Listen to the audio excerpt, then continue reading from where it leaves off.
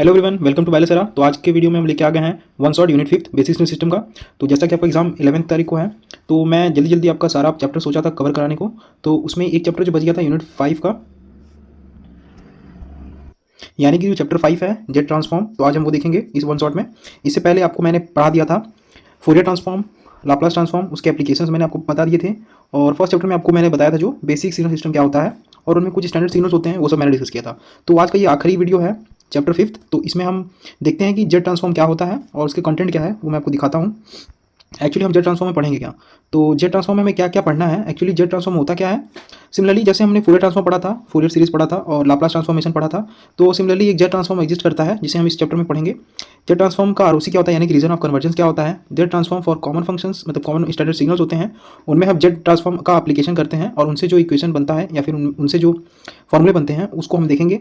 Inverse jet transform क्या होता है, फाइनल इनिशियल वैल्यू थ्योरम, ये तो मान के चलिए आपका सभी ट्रांसफॉर्म में एप्लीकेबल था और ये सभी ट्रांसफॉर्म में आता है। सिमिलरली एप्लीकेशंस क्या होते हैं जेट ट्रांसफॉर्म के, डिफरेंशियल इक्वेशन को सॉल्यूशन फाइंड करने के लिए, वो देखेंगे। And properties of jet transform, obviously सभी के प्रॉपर्टीज हमने पढ़े हैं। सिमिलरली हम जेट ट्रांसफॉर्म की प्रॉपर्टीज को भी पढ़ेंगे। तो आइए देखते हैं। इस वीडियो को मैं ज़्यादातर शॉर्ट ही रखना चाहता हूँ, तो जितना जल्दी हो सके मैं इसको कवर कराने की कोशिश करूँगा। हालांकि मैं आपको बता दूं, बेसिक से लेके फाइनल तक जितने भी जो क्वेश्चंस बनते हैं AKTU के द्वारा, वो मैं अपने वीडियो में ऑब्वियसली लिया रहता हूं। हालांकि सारे क्वेश्चंस को लेना पॉसिबल नहीं होता है, बिकॉज हमने एक वन शॉट वीडियो बनाया है। तो वन शॉट में हम चाहते हैं कि मैक्सिमम चीज़ें कवर हो जाएं, कम से कम PPT, कम से कम पेजेस में, यानी कि ज़्यादा से ज़्यादा नॉलेज दें हम कम से कम PPT में। तो इसीलिए कुछ लेंदी जो क्वेश्चंस होते हैं या टॉपिक्स होते हैं उनको हम इसमें कवर नहीं कर पाते हैं। अगर वो ज़्यादा एसेंशियल होगा तो उस पर मैं ऑब्वियसली अलग से वीडियो बना दूंगा, बट अगर वो ज़्यादा एसेंशियल नहीं रहता है तो मैं उन सब टॉपिक्स को इग्नोर कर देता हूं। बट इतना मैं श्योरिटी दिलाता हूं कि जो AKTU में क्वेश्चन पूछे जाते हैं और वो जिन टॉपिक्स आते हैं उनको तो मैं ऑब्वियसली कवर करके चलता हूं। सिमिलरली आइए देखते हैं अपने टॉपिक पे, व्हाट इज जेट ट्रांसफॉर्म। तो जैसा कि हमने पढ़ रखा था लाप्लास ट्रांसफॉर्मेशन क्या होता है, सिमिलरली उसी तरीके का एक जेट ट्रांसफॉर्म होता है जो कि किस पे एप्लीकेबल होता है। पहले इसके डेफिनेशन को हम ध्यान से देखते हैं। It is a mathematical tool used to analyse, represent discrete time signal system in the frequency domain. यानी कि इससे पहले जो हम डील कर रहे थे वो कंटिन्यूस टाइम सिग्नल्स के लिए था, बट इस केस में हम क्या करेंगे, हम डिस्क्रीट टाइम सिग्नल को फ्रीक्वेंसी डोमेन में कन्वर्ट करेंगे with the help of jet transform.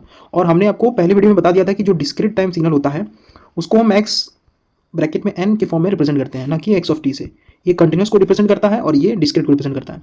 तो जेट ट्रांसफॉर्म जो एप्लीकेबल होता है वो डिस्क्रीट टाइम सिग्नल पे एप्लीकेबल होता है for converting discrete time signal into frequency domain. यानी कि पहले तो हम लोग टाइम डोमेन को फ्रीक्वेंसी डोमेन में कर रहे थे जो कि एस डोमेन में था, बट ये कंटिन्यूस इन नेचर था। वेयर एज अभी जो हम लोग कन्वर्ट करेंगे एक्स ऑफ एन, ये डिस्क्रीट टाइम सिग्नल है, इसको हम कन्वर्ट करेंगे एक्स ऑफ एस में जो कि फ्रीक्वेंसी डोमेन में होगा।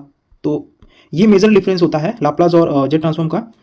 आपको इसमें कंफ्यूज नहीं होना है। आपको कोई पूछता है कि जेट ट्रांसफॉर्म किस चीज़ पे एप्लीकेबल होता है या किस डोमेन एप्लीकेबल होता है, तो आप उन्हें बताइए कि this is applicable on discrete time signal systems, यानी कि ऐसे सिग्नल सिस्टम्स जो कि डिस्क्रीट पैटर्न फॉलो करते हैं, ना कि कंटिन्यूस होते हैं। तो जेट ट्रांसफॉर्म किस पे एप्लीकेबल होता है, डिस्क्रीट टाइम सिग्नल या फंक्शंस पे।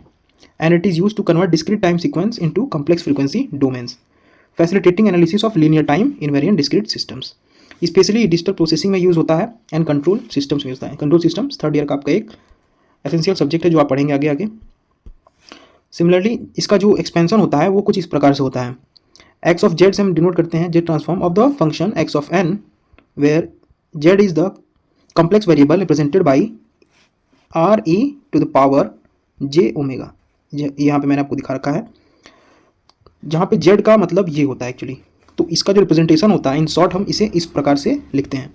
जैसा कि हमने देखा था पिछले चैप्टर में कि डिस्क्रीट पैटर्न जो फॉलो होता है वो इस प्रकार से फॉलो होता है, और हम इसी डिस्क्रीट पैटर्न पे जेट ट्रांसफॉर्म लगा के हम उनका क्या करते हैं, ROC ऑब्टेन करते हैं, यानी रीजन ऑफ कन्वर्जेंस, जिसका पैटर्न उसके कॉम्प्लेक्स फ्रीक्वेंसी डोमेन में दिखता है। यानी कि कुछ इस प्रकार से वो होता है। उसमें एक सर्कल फॉर्म होगी जिसमें हम पता करते हैं कि उसका जो रीजन ऑफ कन्वर्जेंस होगा वो इनसाइड होगा या आउटसाइड होगा। तो इस तरीके से जेट ट्रांसफॉर्म का हम यूज़ करते हैं। तो आइए देखते हैं कि क्या एक्चुअल डिफरेंस होता है लाप्लास और जेट ट्रांसफॉर्म में। तो जैसा कि मैंने आपको ऊपर बताया कि लाप्लास ट्रांसफॉर्मेशन कंटिन्यूस टाइम पे एप्लीकेबल था, whereas Z transform discrete time signal पे एप्लीकेबल है। सिमिलरली इसका रिप्रेजेंटेशन, यानी कि इसका फॉर्मूला आप देख सकते हैं, डेफिनेशन मैथमेटिकल रिप्रेजेंटेशन आप देखिए। सिमिलरली कॉम्प्लेक्स वेरिएबल जो उसमें अलग अलग डिफाइन होती है, उसमें S is equal to sigma plus J omega define होता है, इसमें Z is equal to R in the power J omega define होता है। फ्रीक्वेंसी प्लेन को इसमें जेड प्लेन कहते हैं, उसमें एस प्लेन कहते थे। सिमिलरली इसका जो एप्लीकेशन है वो यहाँ पे देख सकते हैं, डिजिटल सिग्नल प्रोसेसिंग में यूज होता है एंड डिस्क्रीट कंट्रोल सिस्टम्स में, एंड ये एनालॉग सिग्नल प्रोसेसिंग में यूज होता था और कंटिन्यूस कंट्रोल सिस्टम में यूज होता है। ROC is the unit circle, यानी कि अगर इसको ऐसे बोला जाए तो एक सर्कल बनेगा जिसका रेडियस यूनिटी होगा। And similarly transform type summation discrete and it is a type of integration continuous domain. यानी कि यहाँ पे जो रिप्रेजेंटेशन होता है एक्चुअली समेशन फॉर्म में होता है, उसी को यहाँ पे बोला जा रहा है, और ये इंटीग्रेशन टाइप का समेशन होता है। सिमिलरली बाकी और सारे डिफरेंसेस दिए हुए हैं, हमें मेजरली इन ऊपर 5 डिफरेंसेस पे ध्यान देना है, बाकी आप अपने से देख सकते हैं। आइए देखते हैं कि क्या किन किन तरीके के जेड ट्रांसफॉर्म एप्लीकेबल हैं। तो पहला है यूनिलैटरल जेड ट्रांसफॉर्म, यानी कि one sided Z transform.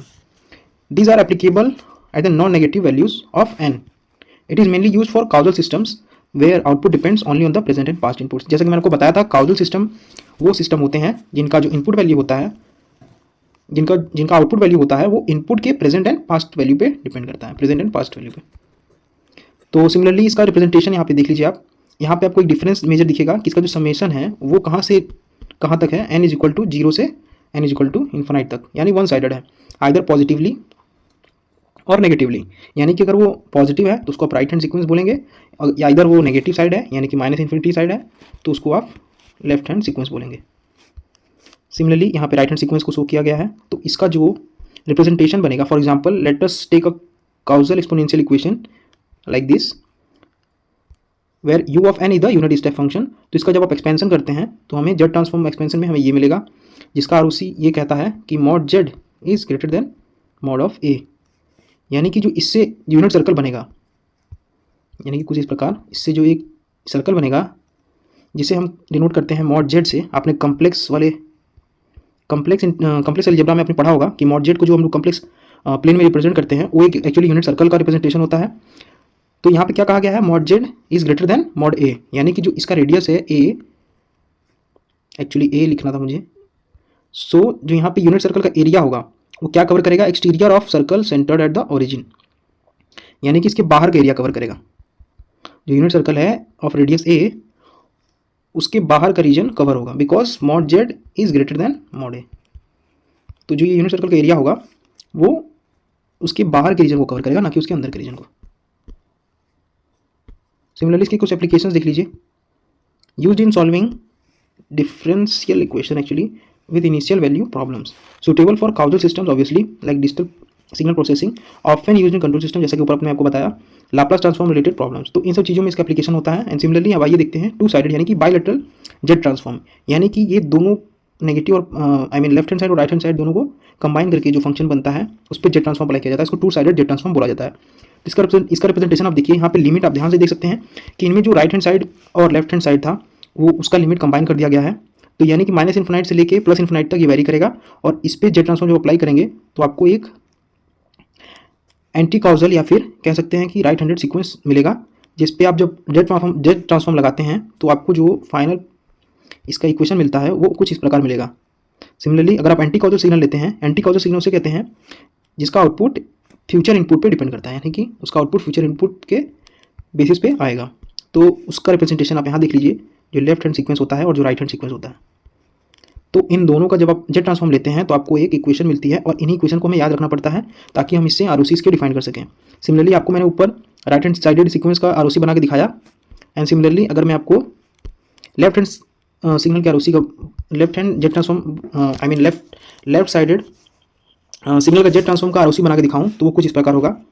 Late से हमारा एक जेड प्लेन है जिसमें हमारा मॉड जेड एक यूनिट सर्कल को रिप्रेजेंट करता है, इसका रेडियस a है। सो यहाँ mod Z is less then mod a, यानी कि यहाँ पे जो ROC कवर होगा वो इनसाइड द सर्कल कवर होगा। So this is our ROC for the left sided signal. Similarly इसके आप देख लीजिए एप्लीकेशंस क्या होते हैं। These are both causal as well as non causal, used for both causal non causal, helpful in analysing stability frequency responses and applied in digital filters and digital signal processing systems. Similarly इसके कुछ notes मेरे पास थे जिसको मैंने attach कर दिया है।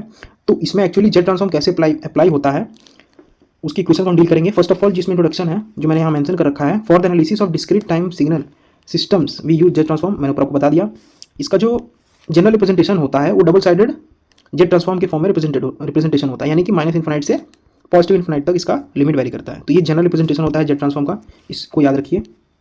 And similarly ROC क्या होता है, ROC is the region of convergence where Z transform converges, यानी कि जेड ट्रांसफॉर्म कहाँ कन्वर्ज करेगा वो ROC बताता है।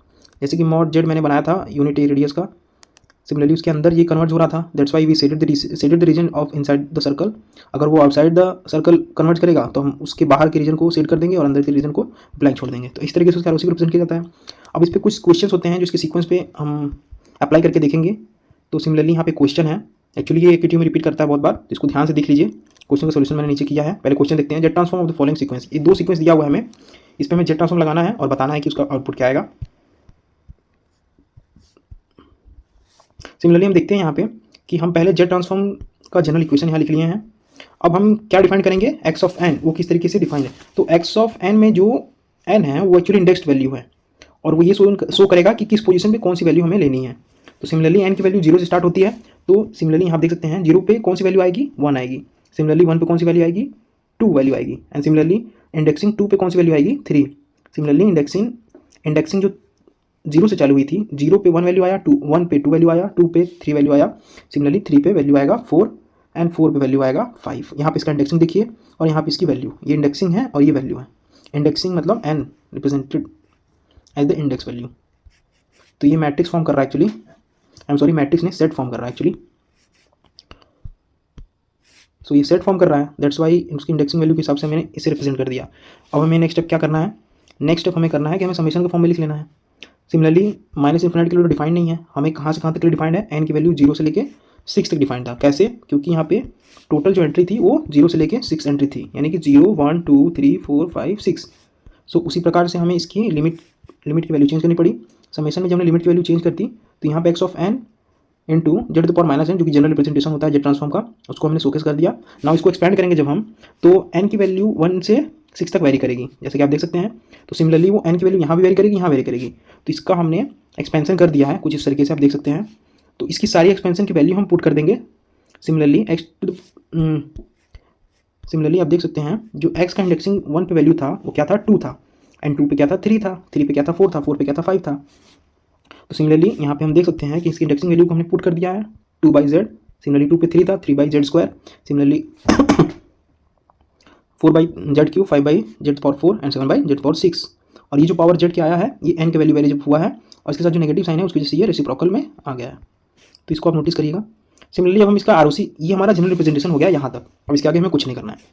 तो जब आपको सॉल्यूशन बोलेगा करने के लिए तो आपको ये एक्सपेंशन करके छोड़ देना है बस, उसके बाद आपका सॉल्यूशन कंप्लीट हो गया। अब आपको सभी केस में आपको एक और चीज़ बता दूं, जेट ट्रांसफॉर्म जब करते हैं तो उसमें आरओसी बताना बहुत इंपॉर्टेंट होता है। अगर किसी क्वेश्चन को सॉल्यूशन कर रहे हैं और उसका जेट ट्रांसफॉर्म बताना या एक्सप्लेन करना भूल गए तो उसमें आपका कुछ नंबर कटेगा जरूर। तो उसको देख लीजिए ध्यान से कि जेट ट्रांसफॉर्म को कैसे लिखना है।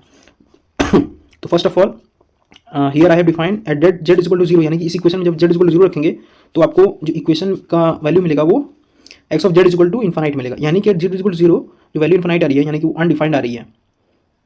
सो जब भी अनडिफाइंड यानी कि इन्फाइनाइट वैल्यू आएगी तो वो आरओसी में एग्जिस्ट ही नहीं करेगा वो वैल्यू।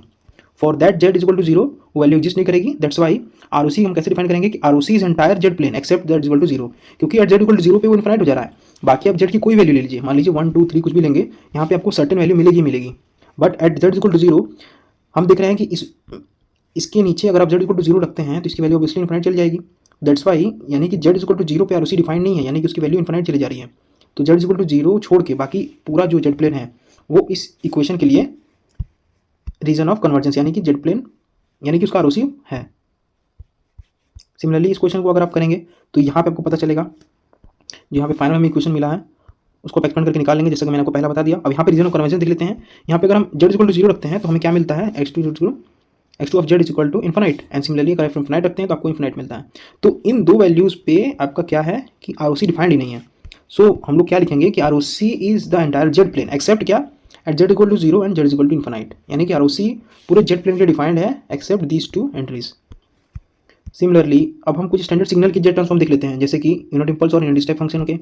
तो यूनिट इंपल्स का जो डिफिनेशन हम जानते हैं, फॉर एन इक्वल टू 0 उसकी वैल्यू 1 होती है, and for greater than n equal to for greater than 0 and less than 0 it is not defined, only it is defined for n equal to 0। तो unit impulse का जो magnitude होता है 1 होता है, n इक्वल टू 0। तो हम इस पर ध्यान दे सकते हैं एक बार कि जो हमारी लिमिट है वो माइनस इन्फानाइट से प्लस इन्फानाइट तक एग्जिस्ट ही नहीं करेगी। क्यों, क्योंकि वहाँ वैल्यू 0 है। तो जब भी आप minus infinite to infinite value रखेंगे तो वहाँ पे आपको ये जो इसका ये 0 पॉइंट है वो एक्सक्लूड करके रखना पड़ेगा। यानी कि अगर आप इसे नहीं लिखते हैं तब आपको एक वैल्यू और डिफाइन करनी पड़ेगी जहाँ पे मेंशन करेंगे कि जो डेल्टा फंक्शन है, आई मीन यूनिट इम्पल्स, वो जीरो पे डिफाइंड है और जेड भी जीरो के लिए ही डिफाइंड होगा। Similarly Z equal to minus, यहाँ पे जीरो कर दीजिए, तो डेल्टा जीरो पे क्या वैल्यू देगा, 1 देगा, and this Z to power minus zero क्या होगा, 1 होगा। तो सिमिलरली हम जान गए कि 1 इंटू 1 इज इक्वल टू 1। तो सिमिलरली इसका रीजन ऑफ कन्वर्जेंस क्या होगा, एंटायर जेड प्लेन, क्योंकि यहाँ पे जेड की वैल्यू आप कुछ भी रखिए आपको 1 ही मिलने वाली है, क्योंकि उसका पावर क्या है, 0 है। दैट्स वाई इसका जो आरओसी क्या फॉलो करता है, entire Z plane. Similarly unit step case में क्या कह सकते हैं, unit step Z is equal to U of N, so U of N is equal to 1 for all N greater than equal to 0 and this value become 0 for N less than 0, यानी कि 0 से लेके positive infinite तक unit step की value 1 exist करती है।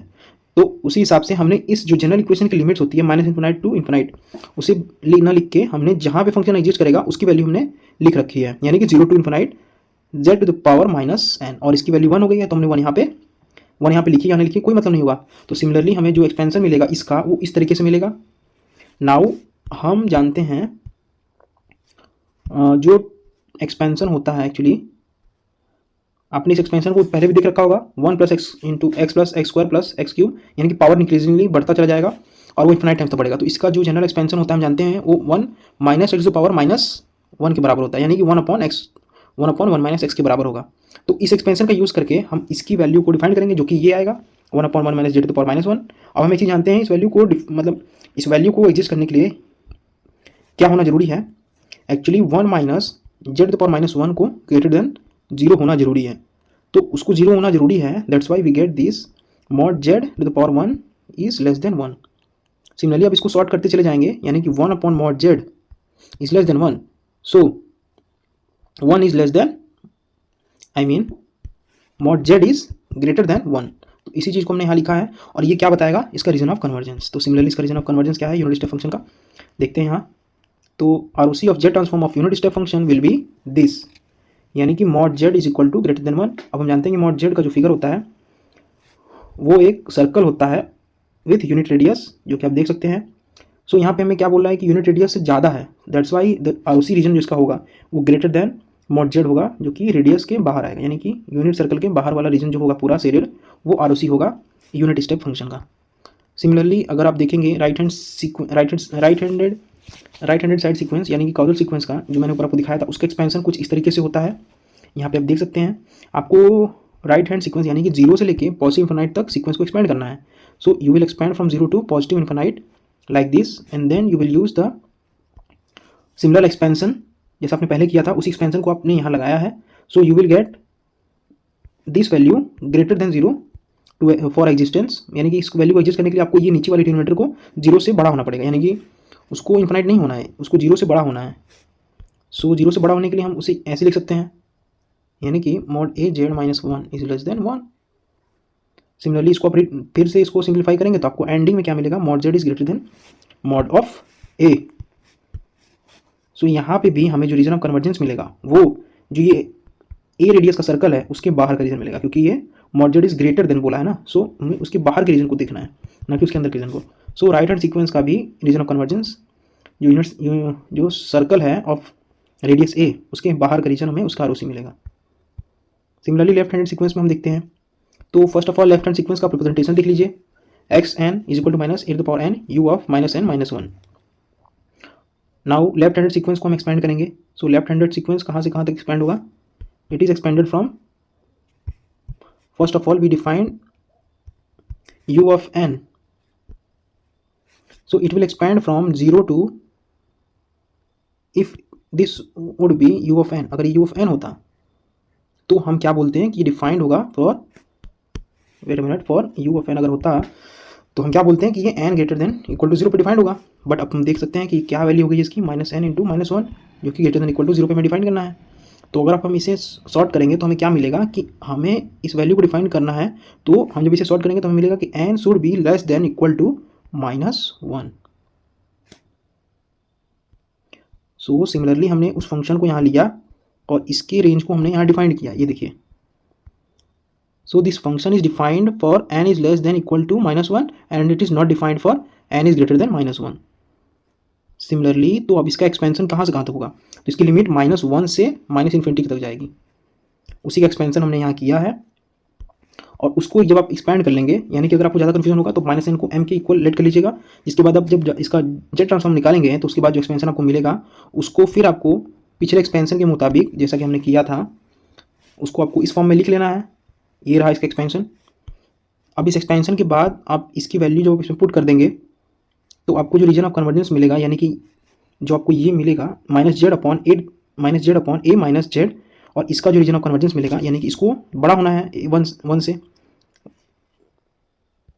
से और 0 एक्चुअली 1 से इसको बड़ा होना है, बिकॉज अगर इसको ग्रेटर देन 0 करेंगे तो ये चीज़ें उठ के इधर आ जाएंगी और ये 1 से बड़ा हो जाएगा। सो अगर आप इस वाले फॉर्म को देखते हैं तो यहाँ पे हमें क्या करना है, a - z is greater than 0, तो हम इसे सिंपली ये लिख सकते हैं where mod z is less than mod of a। तो सिमिलरली यहाँ पे आप देख सकते हैं लेफ्ट हैंड साइडेड सीक्वेंस का जो आरओसी बनता है वो लेस देन mod z बनता है। तो यहाँ पे जो रीजन ऑफ कन्वर्जेंस बनेगा वो ए रेडियस सर्कल के अंदर की जो रीजन है वो इसकी आरओसी होगी। सिमिलरली आप यहाँ पे देख सकते हैं मैंने सारे जो भी आरओसी बनेगी left hand, right handed and both sided equation सबका बना दिया यहाँ पे। नेक्स्ट पेज में आपको दिखाता हूँ कि जो बोथ हैंडेड साइडेड सीक्वेंस होते हैं वो कैसे एग्जिस्ट करते हैं। तो बोथ हैंडेड साइडेड इक्वेशन को हमें ज़्यादा डीप में नहीं देखना है, जो आपने राइट हैंडेड और लेफ्ट हैंडेड के लिए पढ़ा था उसका जो एक्सप्रेशन आपको मिला है उसको आप मर्ज करके पुट कर दीजिए। Then you will see that you will get 2 ROC combine. So जब ROC दोनों कंबाइन हमें मिलेंगी तो हम ये चीज़ देख सकते हैं। सिमिलरली mod z क्या है, ग्रेटर देन mod a है, and similarly mod z is less than mod b at the same time. तो इसको कैसे लिखा जा सकता है,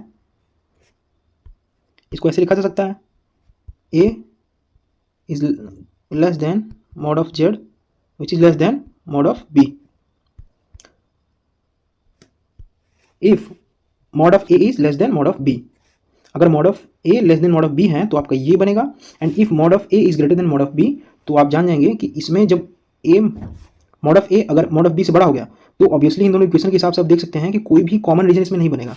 यानी कि जो ये फिगर आप देख रहे हैं इसमें ये वाला पार्ट mod ऑफ b है, ये वाला पार्ट है mod ऑफ b है, और ये वाला mod ऑफ a है।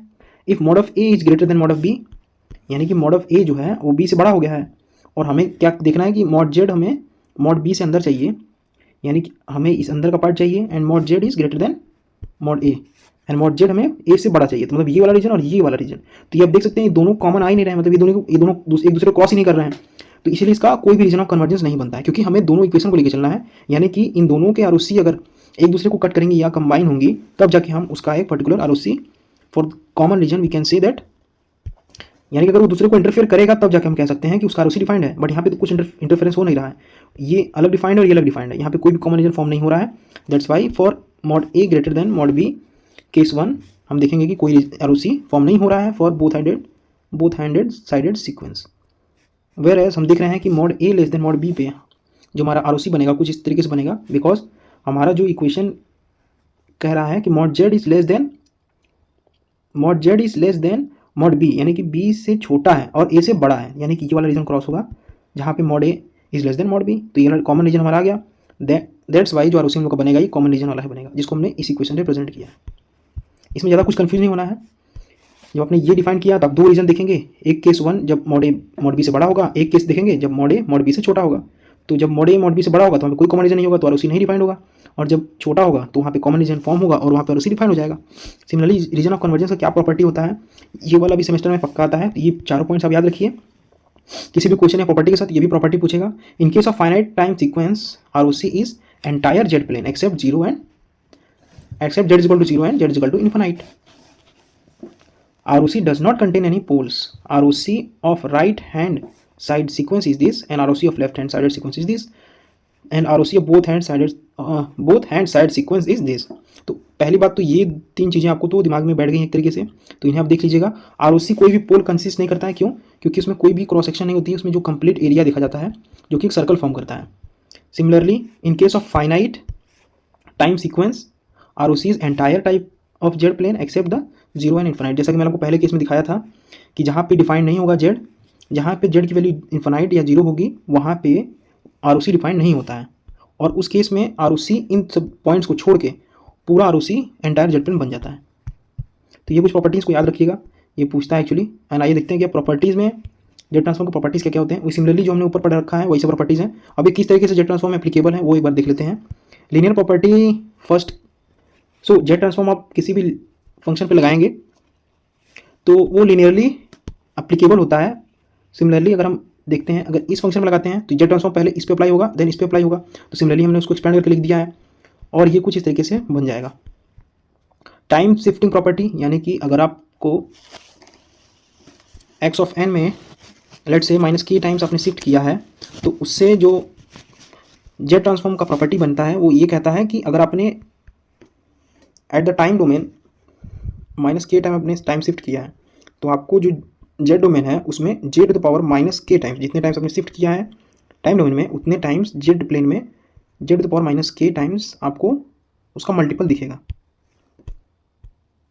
सिमिलरली आप इसको प्रूव भी कर सकते हैं। कैसे, यहाँ पे देखिए। फर्स्ट ऑफ ऑल आपने इस फंक्शन को लिया, आप उसका जेड ट्रांसफॉर्म करेंगे। So you will break this and आपको n minus k is equal to m let करना है। सो यहाँ पे एम आ जाएगा और जो माइनस जेड माइनस एन है वो माइनस ब्रैकेट में एम प्लस के बन जाएगा। मतलब यहाँ से आप उसको डिराइव कर लेंगे माइनस एन को। तो सिमिलरली इसमें जब आप पुट करेंगे तो आपको माइनस एन की वैल्यू ब्रैकेट में एम प्लस के बराबर मिलेगी। एंड सिमिलरली इसको जब आप ब्रेक करते हैं दो पार्ट में अलग अलग, तो आप देखेंगे कि पहला पार्ट इसके साथ मिलके जेड ट्रांसफॉर्म का डेफिनेशन बना लेगा और ये वाला पार्ट बाहर आ जाएगा। तो सिमिलरली इस तरीके से आप इसको डिराइव कर लेंगे। तो टाइम शिफ्टिंग प्रॉपर्टी ये कहता है कि अगर आप इसके लेफ्ट हैंड साइड में कोई भी टाइम का शिफ्टिंग करते हैं तो आपको उसके राइट हैंड साइड में एक कंपोनेंट मिलेगा जो कि z to the power minus k बराबर होगा और उस फंक्शन के जेड ट्रांसफॉर्म के मल्टीपल में आएगा। Similarly time reversal property states that कि अगर आपने टाइम को रिवर्स किया, प्लस को आपने माइनस कर दिया है, यानी टाइम को रिवर्स कर दिया है, similarly you will get the inverse of the Z transform at the right hand side. इसका डेरिवेशन कुछ इसी तरीके से होगा, यहाँ पे देख सकते हैं। Now come to the differential property. To differentiate the function at the z plane you need to multiply with the time domain at the left hand side. यानी कि अगर आप z to the transformation n into x of n का करेंगे, then you will see that you will get a differentiation of that x n with respect to dz with a minus z as a product। Similarly इसका भी derivation आप देख सकते हैं यहाँ पे। तो इसका डेरिवेशन एक्चुअली थोड़ा सा कॉम्प्लेक्स है, but you can see here. तो इतना डीप में मैं नहीं जा रहा हूँ, आप इसको चाहे तो देख सकते हैं। फर्स्ट ऑफ ऑल हमें डिफरेंशिएट करना है, तो हम पहले फंक्शन को डिफाइन करेंगे और उसको दोनों साइड डिफरेंशिएट करेंगे। सो डिफरेंशिएट करने के बाद हमें माइनस एन बाहर मिल जाएगा एंड डिफरेंशिएट करने के बाद हमें ये यहाँ बच जाएगा। तो ये डिफरेंशिएटेड फॉर्म हम इसको रिप्रेजेंट करेंगे जहाँ पे z minus Z to the power minus one common हम ले लेंगे और बचेगा ये। इसको हम बाद में यहाँ पे लिख देंगे और जो ये वाला टर्म है उसको उस साइड भेज देंगे और ये वाले टर्म को हम इस साइड कुछ इस तरीके से लिख सकते हैं। वेर एन को अगर हम कॉमन लेते हैं तो sigma minus infinite to plus infinite n x to the power n into z के पावर माइनस एन जो होगा वो क्या फॉर्म कर देगा, वो z of x of n form कर देगा। तो उसी फॉर्म को हमने यहाँ प्रेजेंट कर दिया है और ये वाला फॉर्मूला हमारा यहाँ चला गया है। तो इतना डीप में नहीं जाना है, हमें एक्चुअली ऊपर से बस इसके फॉर्मूले देखते चल रहे हैं। Similarly here z transform of a to the power n into x of N is equal to x of z by a. Similarly इसका भी आप प्रूफ यहाँ पे देख सकते हैं। तो इसकी प्रूफिंग आसान है, प्रूफिंग थोड़ी सी इसकी डिफिकल्ट थी जो कि इसकी थी, इसको आपको ध्यान रखना होगा वरना आप गलती से इसको डिराइव कर देंगे बट आपको पता नहीं चलेगा कि आपको क्या कंपोनेंट बाहर लेना है, क्या कॉमन लेना है। तो इसको एक बार देख लीजिएगा। हालांकि इसका डेरिवेशन ज़्यादा पूछता तो नहीं है बट आप ध्यान रखेंगे तो अच्छा रहेगा। सिमिलरली कन्वोल्यूशन प्रॉपर्टीज़ पूछता है, इसका प्रूविंग भी पूछता है। तो कन्वोल्यूशन क्या होता है, अगर किसी दो फंक्शन का कन्वोल्यूशन लेते हैं और उसका जेड ट्रांसफॉर्म करते हैं तो आपको जो उसके जेड ट्रांसफॉर्मेशन का मल्टीपल मिलता है राइट हैंड साइड यानी कि जेड प्लेन पे। सो इसके लिए आपको पहले क्या करना होगा, first of all you have to see that convolution को अपने जेड ट्रांसफॉर्म के फॉर्म में लिखा है। सो उसका एक्सपेंशन आप कर दीजिए। नाउ अकॉर्डिंग टू कन्वोल्यूशन हम उसका फंक्शन जानते हैं। दो कन्वोल्यूशन का हम रिप्रेजेंटेशन कैसे करेंगे, x of tau of the first function and then x two of t minus tau d tau. So उसको हमने रिप्रेजेंट कर दिया है यहाँ इन फॉर्म ऑफ समेशन, क्योंकि हमारा ये कंटिन्यूस फंक्शन नहीं है, हमारा डिस्क्रीट है, तो हमने समेशन के फॉर्म में रिप्रेजेंट कर दिया उसे। नाउ समेशन के फॉर्म में जब हमने उसे रिप्रेजेंट कर दिया है देन यहाँ पे देख सकते हैं हम उसका क्या करेंगे, जेड ट्रांसफॉर्म लेंगे। सो इसका आपने समेशन के फॉर्म एक्सपेंशन तो कर दिया इस फंक्शन का कन्वोल्यूशन का, अब उसका भी आप जेड ट्रांसफॉर्म करेंगे तो जेड ट्रांसफॉर्म में उसको भी आपने एक्सपेंड कर दिया यानी कि डबल समेशन आ गया। अब डबल समेशन को आपको ध्यान देना है कि एक लिमिट टाउ के लिए डिफाइंड है और एक लिमिट एन के लिए डिफाइंड है। So what you can see that यहाँ पे टाइम शिफ्टिंग लग सकता है। कैसे, क्योंकि हमने एन माइनस टाउ टाइम्स हमने शिफ्ट किया है किसी चीज़ को, तो माइनस टाउ टाइम्स जो हमें according to time shifting property में बोलता है कि जितना टाइम्स आपने शिफ्ट किया है उतना टाइम्स जेड के पावर माइनस टाउ का एक प्रोडक्ट आपको मिल जाएगा। तो उसी वजह से टाइम शिफ्टिंग प्रॉपर्टी की वजह से हमें ये मिल जाएगा यहाँ, और h2 ऑफ जेड हमें मिल जाएगा उसका जेड ट्रांसफॉर्म। सिमिलरली ये वाली टर्म पूरी यहाँ चली आएगी, and at the next step हम देख सकते हैं कि ये और ये मिल के हमें क्या बना देगा, x1 ऑफ जेड बना देगा, एंड ये x2 ऑफ जेड यहाँ पे वैसे के वैसे ही चलाएगा। तो कन्वोल्यूशन भी हमने देख लिया, इतना आसान है ये एक्चुअली क्वेश्चन फ्रेंड्स। 7 नंबर में पूछता है, आपको क्या पूछेगा, कन्वोल्यूशन प्रॉपर्टीज़ को प्रूव करिए और कुछ और इसके प्रॉपर्टीज़ को बता दीजिए। तो कन्वोल्यूशन प्रॉपर्टीज आप इतने स्टेप में ही कर सकते हैं, कितना सिंपल है, और बाकी कुछ प्रॉपर्टीज अगर आपके दिमाग में है तो आप उसे भी प्रूव कर सकते हैं। सिमिलरली यहाँ पे इनिशियल वैल्यू थ्योरम है, वो किस तरीके से डिफाइंड है, for limit n tends to 0 x of n becomes x of 0 which is equal to limit z tends to infinity x of z, और उसका भी एक्सपेंशन करके लिमिट अप्लाई करके हम यहाँ पे उसका डेरिवेशन प्रूव कर सकते हैं। नाउ ये सब तो हो गया प्रॉपर्टीज़। अब प्रॉपर्टीज़ के बेस पे हम देखते हैं कि जो फंक्शन इस पे जो जेड ट्रांसफॉर्म आप छोटे छोटे फंक्शंस पे अप्लाई करते हैं वो कैसे अप्लाई होते हैं, यानी कि कुछ क्वेश्चन देखते हैं। सिमिलरली यहाँ पे आप प्रॉपर्टीज़ का यूज़ करेंगे। सो यहाँ पे आप देखिए कि इम्पल्स फंक्शन दिया हुआ है, उस इम्पल्स फंक्शन में टाइम शिफ्टिंग कितने टर्म्स का है, -k टाइम्स का टाइम शिफ्टिंग है। So first of all you will expand as usual general form में। Now you will see that इतना टाइम्स हमारा टाइम शिफ्टिंग है, so you will simply add this component to the Z transform of delta function. तो ये वाला component आपका देखिए coefficient आ गया बाहर, और ये बन गया जेड ट्रांसफॉर्म। यहाँ पे आप देख सकते हैं entire Z plane except z is equal to 0, यानी कि जेड इक्वल टू आप 0 रखेंगे तो ये फंक्शन नेगेटिव आ जाएगा। बट हमें पता है for z is equal to 0 1, जैसे कि यहाँ पे दिया जेड पावर -k दिया हुआ है, तो अगर हम जेड इक्वल टू 1 रखेंगे तो कैसे 1 अपन इसको जेड पावर k कर दीजिए, इसको जब 0 रखेंगे तो ऑब्वियसली 1/0 इज नॉट डिफाइंड। सो इसी वजह से एट जेड इक्वल टू 0 छोड़ के इसका जो आर होगा एंटायर जेड प्लेन होगा। तो कहाँ पे वो नहीं डिफाइंड होता, अगर आप उसको लिख देंगे तो आपको पता चल जाएगा कि ये डिफाइंड कहाँ पे है। सिमिलरली टाइम शिफ्टिंग आप देख सकते हैं पॉजिटिव होगा तो आपको जो चेंज मिलेगी वो पॉजिटिव मिलेगी, एंड यहाँ पे आप जान सकते हैं कि जेड, क्योंकि यहाँ पे नेगेटिव साइन नहीं है, तो अगर आप जेड की वैल्यू इन्फिनाइट रखेंगे तभी ये नॉट डिफाइंड होगा। तो सिमिलरली यहाँ पे आर पूरा प्लेन है except Z equal to infinite. And similarly यहाँ पे जब आप देख सकते हैं यूनिट स्टेप फंक्शन का अगर आप लेते हैं जेड ट्रांसफॉर्म तो आपको क्या मिलेगा, जैसा आपने ऊपर डिराइव किया था कि अगर आप किसी भी यूनिट फंक्शन का जेड ट्रांसफॉर्म लेंगे तो उसका जो एक्सपेंशन होता है अगर वो यू ऑफ एन है तो उसका जेड ट्रांसफॉर्म आपको 1/1 माइनस जेड या जेड पावर -1, या फिर इसको बोलिए तो इस प्रकार 1/1 माइनस 1/z। इसको जब आप सिंप्लीफाई करेंगे तो ये क्या मिलेगा आपको, z/z-1। यूनिट स्टेप का जो एक्सपेंशन होता है ये मिलता है। Now but in our case unit step of -n हमें लेना है, तो ये कुछ इस प्रकार हो जाएगा 1/1 माइनस z पावर -1 देन -1। सो इसको हम इसको जब सिंप्लीफाई करेंगे तो हमें जो मिलेगा वो ये मिलेगा, यानी कि जो यहाँ पे टाइम रिवर्सल हमने किया है उससे क्या होगा, जो हमने प्रॉपर्टीज़ पढ़ा था ये 1/1 माइनस जो जेड आ रहा था -1, अब टाइम रिवर्सल प्रॉपर्टीज़ लगा दिया तो जेड -1 का एक और बार क्या कह सकते हैं कि रिवर्सल हो जाएगा, यानी कि रेसिप्रोकल हो जाएगा। सो यहाँ पे एक और एक -1 आ जाएगा, तो फाइनल जो फॉर्म मिलेगा हमें ये मिलेगा, जैसा कि अपने यहाँ पे देखा था। टाइम रिवर्सल कहाँ गया, मैं आपको दिखा दूँ एक बार फिर से। ये यहाँ पे टाइम रिवर्सल आप देख सकते हैं, अगर आप अंदर माइनस लेंगे तो जेड के पावर -1 एक बार और आ जाएगा, तो उसी को हमने यहाँ पे लिया है और ज़्यादा कुछ नहीं है। Similarly you will define the r इसको ग्रेटर देन 0 रखिए तो आर आपको जो मिलेगा वो इस तरीके से मिलेगा। Now similarly it is defined for positive u of n, जहाँ पे अगर आपने प्रोडक्ट एन लिया तो एक बार आपको डिफ्रेंशिएट करना है with respect to z, and you will multiply with -z at the front side. तो एक्सपेंशन आप देखते रहिए। तो सिमिलरली इसका एक्सपेंशन हम जानते हैं क्या होता है, z/z-a, एंड नाउ n का मल्टीपल हो गया, तो यानी कि अब हम इसमें कौन सा प्रॉपर्टी लगाएंगे, डिफरेंशियल प्रॉपर्टी। सो डिफरेंशियल प्रॉपर्टी क्या कहता है कि अगर आप उसमें n टाइम्स का मल्टीप्लाई करते हैं तो -z/dz टाइम्स उसमें डिफरेंशिएट होगा। सो इसको जब आप डिफरेंशिएट कर देंगे और डिफरेंशिएट करके -z का मल्टीप्लाई करके एक्सपेंड करेंगे तो आपको जो मिलेगा आर वो इस फंक्शन के बेसिस में मिलेगा, यानी कि z-a का स्क्वायर ग्रेटर देन 0 होना चाहिए। सो ऑब्वियसली ऑलवेज पॉजिटिव होगा। सो z-a is greater than 0 which is giving are mod z is greater than 0। Similarly, you will define the Z transform for this function also। तो इस function को ऐसे expand नहीं करेंगे, इसको हमें समेशन लगा के एक्सपेंड करना पड़ेगा फर्स्ट ऑफ ऑल। तो समेशन हम लगाया, नाउ एन ऑफ टी जो है इसका वो कहाँ से कहाँ तक एक्सपेंड करेगा, एक्चुअली एन ही एक्सपेंड करेगा -∞ से इन्फिनाइट तक। तो हमने उसका लिमिट डाल दिया और एक्सपेंड करने की कोशिश की। यहाँ पे हमने एक्सपेंशन इसका लिखा है कहाँ तक, इन्फिनाइट तक।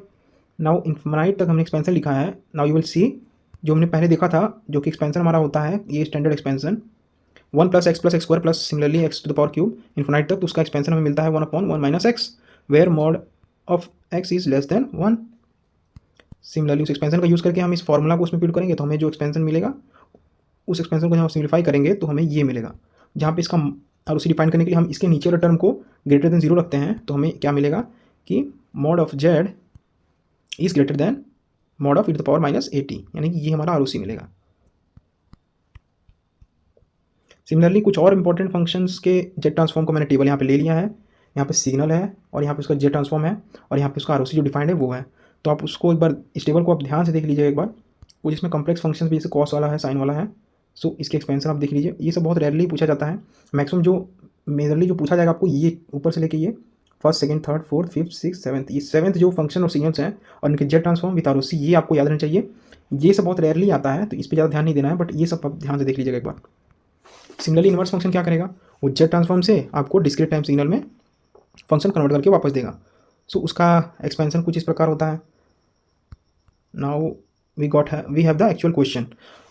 अब जो एक्चुअल क्वेश्चन जेड ट्रांसफॉर्म वाले से बनता है, जो कि आपका लास्ट चैप्टर है बेसिक सिग्नल सिस्टम का, तो उससे जो इंपॉर्टेंट क्वेश्चन बनेगा वो कुछ इस तरीके से आएगा।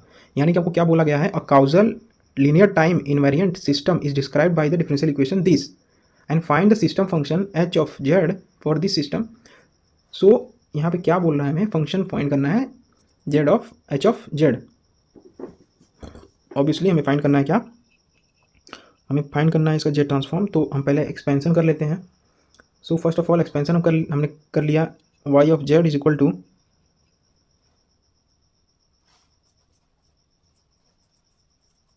तो यहाँ पे देख सकते हैं टाइम शिफ्टिंग प्रॉपर्टी लगेगी। टाइम शिफ्टिंग प्रॉपर्टी के हिसाब से हम देखते हैं कि जो y⁻n-1 है ब्रैकेट के अंदर, उतना टाइम शिफ्टिंग का कांस्टेंट हमारा आ जाएगा, यानी कि z⁻−1। सिमिलरली 2 के लिए -2, देन अगेन n के लिए -1। सो यू विल सी हियर जो हमें इसका जेड ट्रांसफॉर्म मिल रहा है वो इस तरीके से मिलेगा। टाइम शिफ्टिंग प्रॉपर्टी आप लगाते हैं, ऊपर एक बार आपने देख लिया था टाइम शिफ्टिंग प्रॉपर्टी कैसे लगता है। सो उसको फिर हम आइसोलेट करेंगे y ऑफ z के टर्म्स में। सो y of z will come here और इसे हम कॉमन ले लेंगे, then it becomes equal to x of z is equal to z⁻−1। Now इससे जो ट्रांसफर फंक्शन फॉर्म होगा yz/x ऑफ z, जिसको हम h ऑफ z बोलेंगे, वो कुछ इस तरीके से बनेगा। अब इसे हम एक्सपेंड करके लिखना चाहते हैं तो हम क्या करेंगे, हम इस क्वाड्रेटिक इक्वेशन को सॉल्व करेंगे। Now solving this quadratic equation हम लोग को वैल्यू मिलेगा z का 2 वैल्यू मिलेगी। सो -1 क्या मिलेगा हमें, एक्चुअली पॉजिटिव 1.618 मिलेगा, देन -0.618 मिलेगा। तो इन दो वैल्यूज़ को हम देख सकते हैं, इनको अगर हम पोलर फॉर्म में रिप्रेजेंट करना चाहते हैं, जो हमारा फाइनल आंसर मिलेगा हमें वो कुछ इस प्रकार से मिलेगा। तो इतना इजी क्वेश्चन था। क्या किया इसमें, कुछ नहीं किया। पहले हमने जिसका जेड ट्रांसफॉर्म लिया, उसमें से हमने y ऑफ z को साइड लिया, एक साइड कॉमन लिया, एंड x ऑफ z को एक साइड लिया। नाउ ट्रांसफर फंक्शन जो हमें h ऑफ z के टर्म से पूछा था, उसको हम जानते हैं कि y of z/x of z होता है। सिमिलरली उसको हमने कॉमन करके उस फॉर्म में लिख लिया जो कि h ऑफ z बनेगा। सो हमें जो इक्वेशन मिला उसका हमने पार्शियल फ्रैक्शन किया एक्चुअली। तो पार्शियल फ्रैक्शन करने के बाद जो हमें पोलर फॉर्म में मिलेगा उसे हमने लिख दिया और वही हमारा आंसर है। So here this question ends. और इस तरह के क्वेश्चन आपको पूछे जाएंगे, ज़्यादा से ज़्यादा आपको वैल्यू चेंज कर दी जाएगी, बट क्वेश्चन इसी तरह का होता है। So similarly I have completed all the chapters of basic system. ये उसका लास्ट क्वेश्चन था और इसका ROC आप देख सकते हैं जो कि डिफाइंड होगा for mod z greater than equal to 1.618 and system is stable for ROC included in unit circle. So इसी प्रकार हमने पांचों चैप्टर खत्म कर दिए बेसिस के। और इसके जो इंपॉर्टेंट क्वेश्चन का जो मैं वन शॉट या वीडियो लाऊंगा, सारे चैप्टर्स को कंबाइन करके एक one shot video of important questions, जो कि आपके एग्जाम से एक दिन पहले जस्ट लाऊंगा मैं। तो उसमें मैं सारे क्वेश्चन इंपॉर्टेंट जो आने वाले हैं उनको मैं एक बार कलेक्टली उसमें मेंशन कर दूंगा। So if you are connected till here, तो आपने यूनिट 5 में बहुत कुछ जेड ट्रांसफॉर्म के फंक्शन, प्रॉपर्टीज़ और किन तरह के जेड ट्रांसफॉर्म होते हैं और उनके एक्सपेंशन, सभी चीज़ आपने देख लिए। और अभी से लेके यूनिट 1 से लेके यूनिट 4 तक आपने जितने भी चीज़ें कवर की, उनमें से आपने देखा कि प्रॉपर्टीज़ जो बहुत बेसिक होते हैं, जैसा कि आपने देखा होगा time shifting, time invariant, linear, differential और बाकी सब इस तरीके के फंक्शन सभी प्रॉपर्टीज़ में यूज़ हुए हैं, चाहे वो फोरियर ट्रांसफॉर्म हो, लाप्लास ट्रांसफॉर्म हो, जेड ट्रांसफॉर्म हो। यानी कि इन सब पे वो प्रॉपर्टीज़ एक्चुअली सब कॉमन ही थे। जस्ट आपका क्या डिफरेंस हो रहा था, सिर्फ एक्सपेंशन आपका डिफरेंस हो रहा था। यानी कि सबके एक्सपेंशन किस तरीके हैं वही डिफरेंस क्रिएट कर रहे थे, बाकी प्रॉपर्टीज़ आपके सिमिलर थे। So thank you for watching till the end. Best of luck for your examination and I will upload the important question 1 day before the examination, यानी कि 10, अगर आपको 11 का एग्जाम है तो 10 को मैं अपलोड कर दूंगा